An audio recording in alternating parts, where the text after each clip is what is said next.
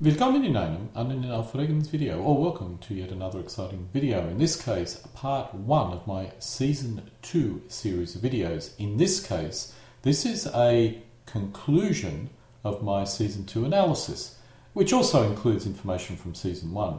If you want a more in-depth analysis of Season 1 only, please view the earlier video. I will only very briefly cover any Season 1 information or findings in this video. I'm mainly focusing on Season 2 in terms of what happened to the Enterprise during Season 2. I normally always repeat this in my video, but very briefly, when Gene Roddenberry created Star Trek, he had a vision which remained generally consistent. However, when he created Next Generation, the vision had changed and he needed to change the history in order to be consistent with the new vision. This series of videos really is only focused on the original series, the original vision that Gene had, and not the Next Generation or any subsequent visions that he may have possessed.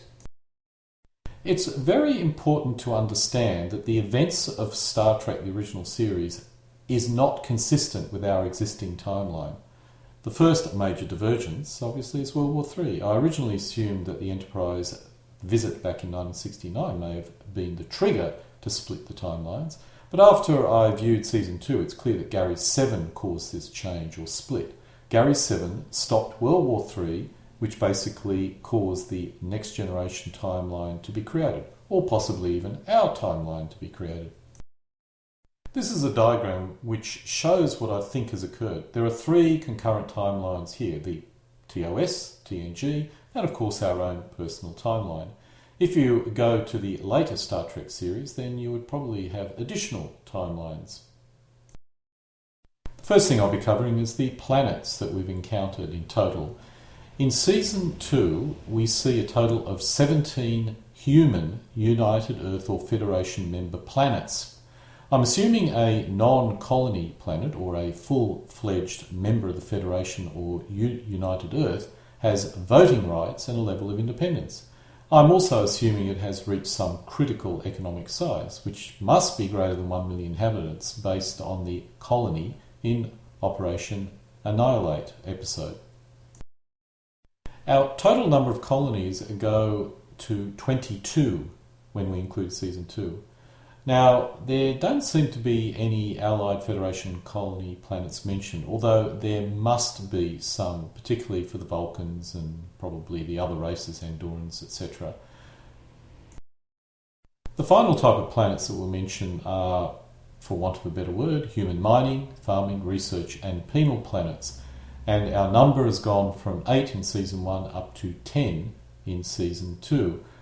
Possibly there is it's possible that some of these planets may eventually turn into colony planets, and then a colony will become a full-fledged member. But by far the bulk of the planets are these small planets which are neither full member or neither colony planets.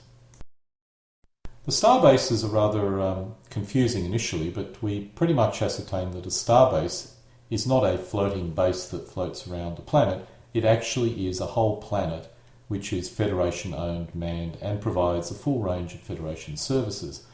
Now at the end of Season 2 we now have 7 Federation starbases, so it's gone from 5 to 7.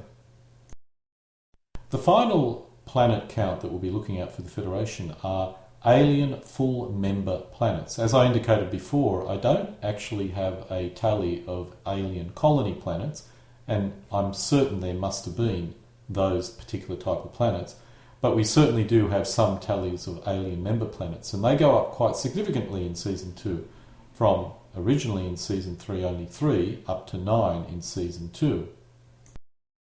If we go outside of the Federation, we can look at non-Federation alien planets, and that number has gone up quite significantly to 26 compared to a number of 12 in the first season. There is another category which is dead alien planets with no one on them, and that includes no human research station, etc.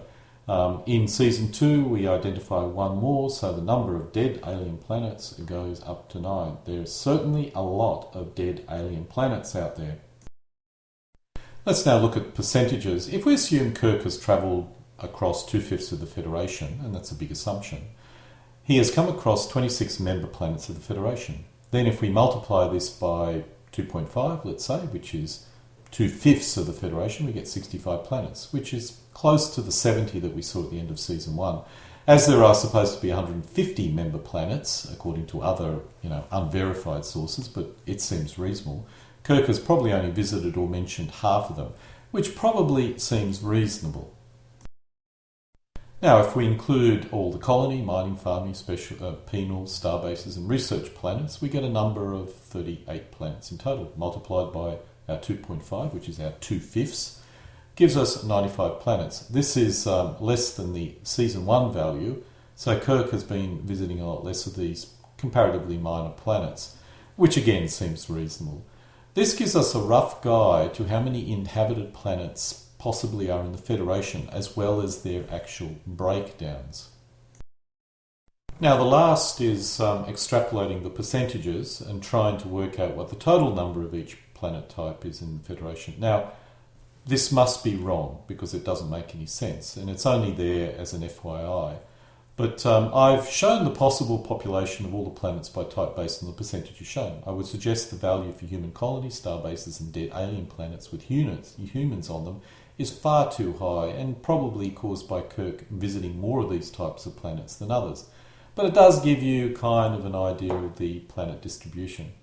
Based on this, and it's only purely gut feeling, I'm guessing half of the members of the Federation are probably human-populated planets. Those humans certainly breed rapidly.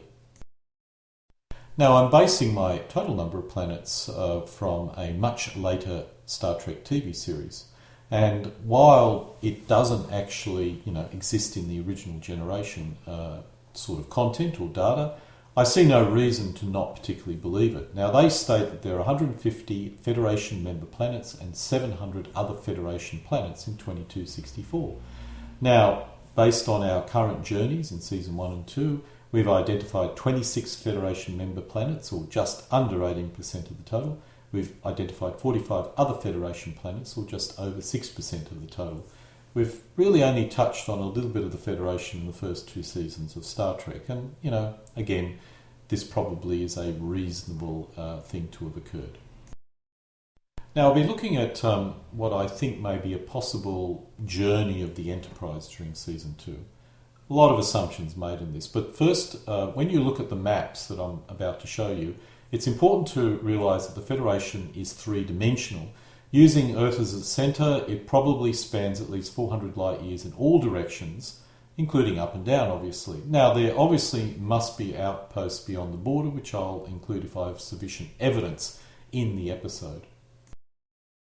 Now, this shows a side view of the Federation. The galactic centre is towards the right. You'll see the galactic north is up, galactic south is down, and of course the galactic edge is to the left. The galaxy is about 1,000 light years wide at this point, so the Federation north and south points are very close to the edge of the galaxy. The galactic barrier must clearly be further out in probably lesser populated areas. If we start where I think Kirk ended Season 1, which is at the galactic south of the Federation, close to the Klingon border, we see, and you can see here, that it was based on the City on the Edge of Forever and Operation Annihilate episodes. Obviously, I'm not going to be very accurate. This is just showing the approximate location of the Enterprise as it journeys around in Season 2, with the big assumption that the production order of the series is actually some sort of chronological order. In Cat's Paw, the Enterprise is almost certainly outside Federation space, but not particularly far out. It's unlikely this is towards the Klingons to the right, so I'm assuming Pyrus 7 is in the general location that you see here. In Metamorphosis, we must be much closer to Earth, as Cochrane would not be that far out, considering when he actually decided to basically kill himself. On the other hand, it needs to be as close to the Federation border as there is some kind of war brewing which may involve Federation allies, so we can't be too far to the centre. So I've picked but basically a halfway point as a compromise, as you can see here. For Friday's trial, we must be back on the border, almost certainly on the Klingon Federation border, as the Klingons are causing trouble in this episode. In Who Mourns for Adonius, we are back to exploring unknown space. There seems to be a lot of old alien and hidden planets in this region of space. In Amok Time, the Enterprise takes the long trip back to Vulcan, which I earlier assumed to be approximately in this location compared with Earth. The Doomsday Machines offers too few clues to even offer a reasonable guess, but the Enterprise must have travelled back out to the Federation borders somewhere.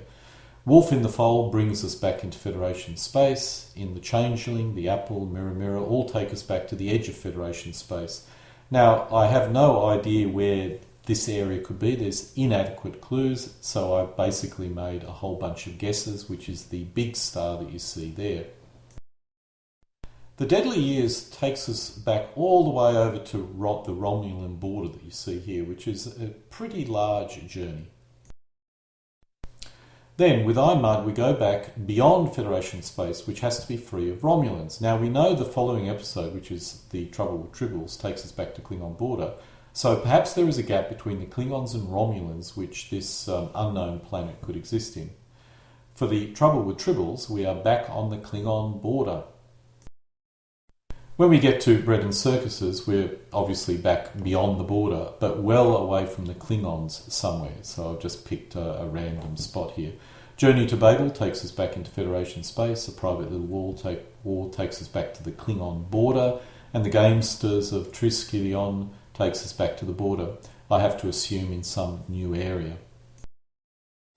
Now, I'm assuming Obsession will remain in that general spot, which is in the kind of southern area of the Federation space, well away from the Klingons. But then the episode involves a 1,000 light year side trip, so it almost goes to the other end of the Federation. We have to avoid the Romulan and Klingon borders, so I have to assume we're back up to the northern galactic edge. Now, the Enterprise probably stays in this area for the Immunity Syndrome, a piece of the action by any other name, Return Tomorrow, and Patterns of Force. And so coming to a conclusion to the Season 2 journey, the Ultimate Computer probably occurs closer into Federation space. The Omega Glory, we move back out to the edge of Federation space, and then we end at Earth for assignment Earth. Obviously, I can never be certain of the exact movements of the Enterprise. It appears the Enterprise moved across almost the entire Federation at least twice. Particularly that last 1,000 light year move may have been the largest one in Season 2. So clearly the Enterprise is not, sort of painstakingly analysing moving through different sectors of the Federation. It's just flipping around as required. Probably similar to US aircraft carriers today. And so we come to an end of this particular very subjective video. The episode scripts can be found on the URL shown above if you wish to check my assumptions have any validity.